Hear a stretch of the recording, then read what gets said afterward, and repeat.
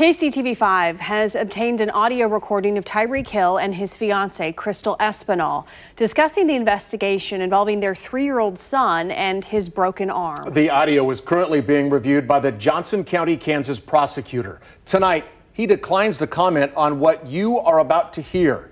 Just yesterday, the prosecutor declined to charge either parent, saying investigators can't prove who committed the crime. Here's investigative reporter Angie Racono. We're told this was an insurance policy for Crystal and that this was recorded as the couple was walking through Dubai International Airport. It was given to a friend for safekeeping. It's been passed around. Now it's public.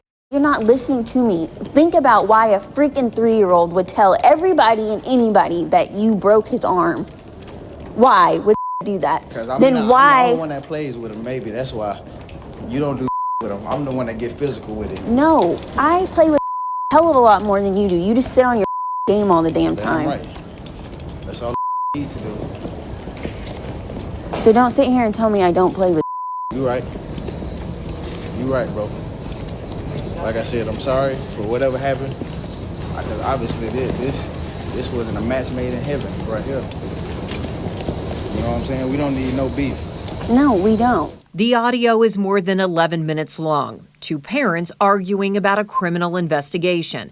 Hill consistently denies he broke his son's arm, but he does talk about teaching the 3-year-old respect. Everywhere we go, my son loves on me. Everywhere we go. And then when we get home, what is it? And when we get home, it's for real. It's serious time. It's time to lock in because he know I don't play.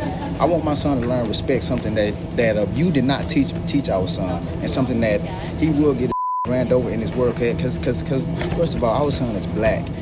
These white folks don't give a about our kids. They don't, and you know that, bro, and that's sad, bro. Just things could have been handled a lot differently with him than the way that they have been now. Right. And these twins. Right. You got it, bro. Hill and Espinal accuse each other of troubling behavior and using belts to discipline their son.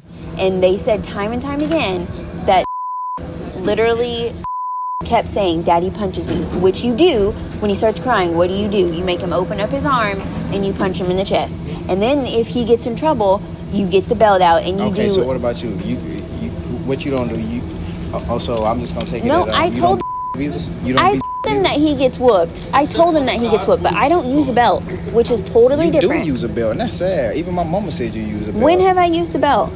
Espinal emphasizes twice she has backed Hill when it comes to nosy investigators. And now somehow this investigation got brought back up and you're about to lose your. So now I really want you to sit and think about it because I rode for you against that detective and the CPS people. You really, really, really need to think about why says somebody broke his arm, and every single time he says it's you. I don't know, and then if I look at him, he'll change his story. Cause he telling the truth then, bro, and that's sad, bro. Like, so and then you sit here and tell me program, bro. No, and then you sit here and tell me that I'm not riding for you. You're not, bro. You not, bro. You ain't riding for me in 2014. You damn sure ain't riding for me now, bro. And like I really fully believe in my heart that you got something to do with your money behind this. In the audio, Espinal is concerned with how Hill disciplines their son. He is terrified of you, and you say that he respects you, but it's not. It's not respect. It's terrified. He is terrified of you. You need to be terrified of me too. Don't. That's why you can't keep. The young boy in question is not living with either parent. He's been removed from their custody by Child Protective Services. We are told he's in a safe environment with a family he is familiar with, and it's not a relative. Angie Racono, KCTV5 News. Hill's attorney gave us a no comment after we published the audio. Earlier today, Hill and his attorney responded to Wednesday's announcement by DA Steve Howe. Hill's attorneys say he has cooperated with investigators and answered their questions.